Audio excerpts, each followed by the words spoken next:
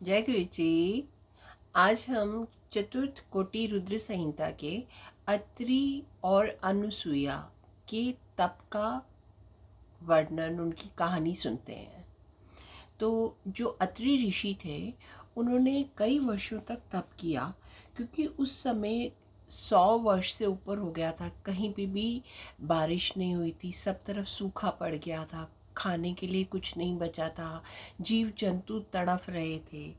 तो अत्रि ऋषि ने इस दुख के समय आ, अपनी पत्नी के साथ वहाँ पर अपनी पत्नी को बोला कि मुझसे ये सब दुख नहीं सहा जाता और मैं तप करने के लिए जा रहा हूँ। और वो समाधि अवस्था में ध्यान लगाकर बैठ गए।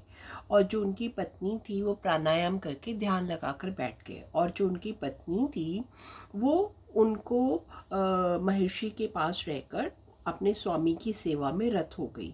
वो भी पार्थिव पूजन करने लग गई और मानस उपचारों से शिव जी की पूजा करती और भक्तिपूर्ण उनकी स्तुति करती रहती थी।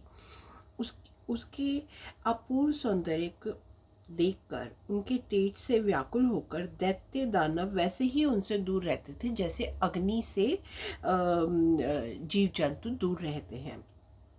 इस प्रकार शिवजी की ओर अपने पति की सेवा करते हुए तपस्विनी अनुसुईया वहाँ रहती और अपने पति के कार्य में संलग्न रहती थी। वहाँ पर उन दोनों के अलावा तीसरा कोई भी नहीं था। तो इस प्रकार जो अत्रि योगीश्वर थे वो चेतना रहित हो गए। उनका तप दिनों दिन और कठिन होता गया। उन्होंने इतने 54 वर्षों तक तप में, वो समाधि अवस्था में ध्यान में स्थित रहे। लेकिन इतने वर्षों के ध्यान पे रहने के बावजूद भी वहाँ पर कोई भी वृष्टि नहीं हुई। और अनुसुईया भी निराहार अपने सेवा कर रही थी, अपने मुनि की, अपने पति की। तब भी वहाँ पर कोई अनावृष्टि नहीं हुई।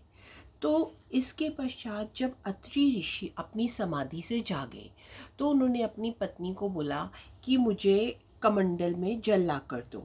अनुसुईया कमंडल लेकर जल लाने के लिए चली। वे वन में जाकर विचरने लगी, सोचने लगी अब जल कहाँ से लेकर आऊँ। जल तो कहीं है ही नहीं, क्योंकि इतने सालों से कहीं वर्षा नहीं हुई, सभी नदी नाले सब सूख गए। तो वो जल की खोज में आगे आगे चलने लग गई।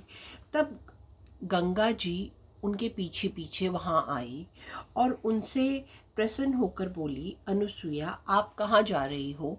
तो उन्होंने बोला कि मैं जल लेने के लिए जा रही हूँ। तो गंगा जी उनके आगे आकर खड़ी हो गई और बोली, मैं गंगा हूँ और तुम्हारी भजन से, तुम्हारी स्तुति से बहुत प्रसन्न हूँ। तुम जो वर चाहती हो मैं वो तुम्हें देने को तैयार हूँ। ये सुनकर अनुसुईया ने गंगा जी को नमस्कार किया और बोली, यदि आप मुझ पर प्रसन्न हैं तो मुझे जल दीजिए। तो गंगा जी ने बोला, अच्छा तुम एक गड्ढा खोदो। अनुसुईया ने गहरा खड्डा खोदा। गंगा जी उस गड्ढे में प्रविष्ट हो जल रूप हो गई। अनुसुईया जी बड़े आश्चर्य से उसमें से जल लेने लगी। फिर दिव्य रूप गंगा से बोली, हे गंगे, यदि तुम मुझ पर प्रसन्न हो, मुझ पर इतनी कृपा करो, तुम यहाँ पर तब तक स्थित रहो जब तक मेरे स्वामी यहाँ नहीं आ जाते। इस प्रकार गंगा जी ने उनको अच्छा कहा और अनुसुईया जी वो कमंडल के अंदर वो नाश रहित जल लेकर अपने स्वामी के पास आई और ऋषि ने आचमन कर उस दिव्य गंगा जल का पान किया और सुख पाया। इसके पश्चात ऋषि ने बोला, आश्चर्य है, इतने वर्षों में अभी तक वर्षा नहीं हुई, फिर ये तुम दिव्य जल कहाँ से लेकर आई हो। तब अनुसुईया ने सोचा, इस संबंध में कुछ भी बताती हूँ तो वो अतिशय होगा। तो और उसने ऋषि के बार बार पूछने पर शिवजी ने अनुसुईया को बुद्धि दी। उन्होंने कहा, भगवान शंकर के प्रताप और आपके सुकृतों के कारण गंगा जी यहाँ आ गई हैं, ये उन्हीं का जल है। तब अपनी प्रिया के ऐसे वचनों को सुनकर मुनि विस्मित हो गए और मन ही मन शिव जी का स्मरण कर बोले, जाने तुम सत्य असत्य क्या कह रही हो, ये तो बड़ी ही दुर्लभ गति है जो योगियों और देवताओं को भी असाध्य है। ये आश्चर्य कैसे हुआ? यदि मैं अपनी आंखों से देखूं तभी मैं इस चीज को सत्य जानूं। तो आप पतिव्रता अनुसुईया अपने पति को साथ ले शिव जी का स्मरण करती हुई वहां पहुंच गई जहां सरिद्वरा गंगा जी गड्ढे में विराजमान थी।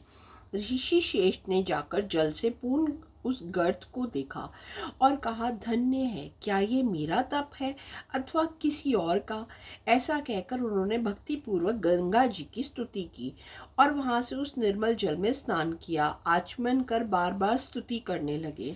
उनकी पत्नी अनुसुईया ने भी उस सुंदर जल में स्नान किया और मुनि के साथ नित्य कर्म किया। गंगा जी ने कहा, अब मैं अपने स्थान को जाती हूँ। ये सुन साध्वी अनुसुईया नदियों में श्रेष्ठ गंगा जी से बोली कि यदि आप प्रसन्न हैं, मुझ पर कृपालु हैं, तो आप निश्चल होकर इसी तपोवन में रहो।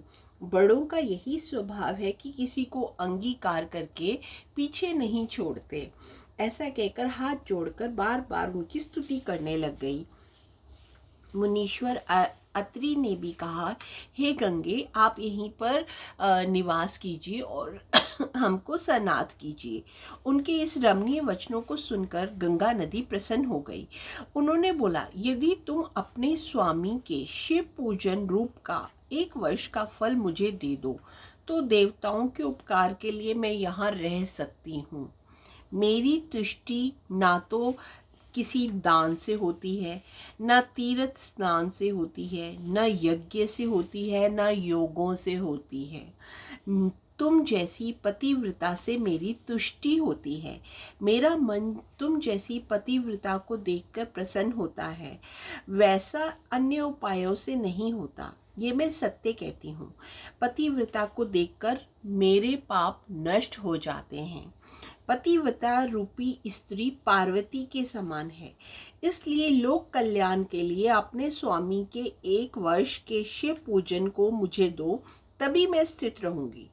सूत जी कहते हैं, जब पतिव्रता अनुसुईया ने इस प्रकार का वचन सुना तो उन्होंने गंगा जी के लिए 1 वर्ष का सब पुण्य उनको दान दे दिया।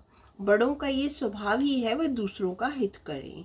इस प्रकार अनुसुईया की इस महानता को देखकर महादेव जी प्रसन्न हो पार्थिव लिंग से वहां प्रकट हो गए। तब शंकर जी ने कहा, हे साध्वी, हे पतिव्रते, मैं तुझ पर प्रसन्न हूँ, वर मांग। तब पंचमुख शंकर को प्रत्यक्ष देख ऋषि दंपति भक्तिपूर्ण वचनों से भगवान शंकर की स्तुति करने लग गए और नमस्कार कर उनसे बोले, हे देवेश, यदि आप प्रसन्न हैं तो जगन माता पार्वती सहित आप यहीं निवास कर संसार को सुख दीजिए। इस प्रकार गंगा और शंकर दोनों प्रसन्न हो वहीं पर स्थित हो गए और उनका वहां पर अत्रीश्वर नाम पड़ा। गंगा जी अपनी माया से उस गर्त में स्थित हुई। तब से हाथ भर गड्ढे में अविनाशी जल मंदाकिनी नाम से प्रसिद्ध हुआ। इसके पश्चात वो ऋषि भी वहां आ गए जो पहले अनावृष्टि के प्रभाव से अन्यत्र चले गए थे। उन्होंने वहां आकर अपनी पत्नियों के सहित व्रीहि लेकर होम किया और उनकी उस कर्म से संतुष्ट हो बादलों ने वहां पर वृष्टि की। लोक में आनंद छा गया और सब और खुशहाली और हरियाली छा गई। इस प्रकार अत्रीश्वर जी का वहां पर शिव ने अत्रीश्वर जी के नाम से वहां पर अपना ज्योतिर्लिंग स्थापित किया। जय गुरु जी।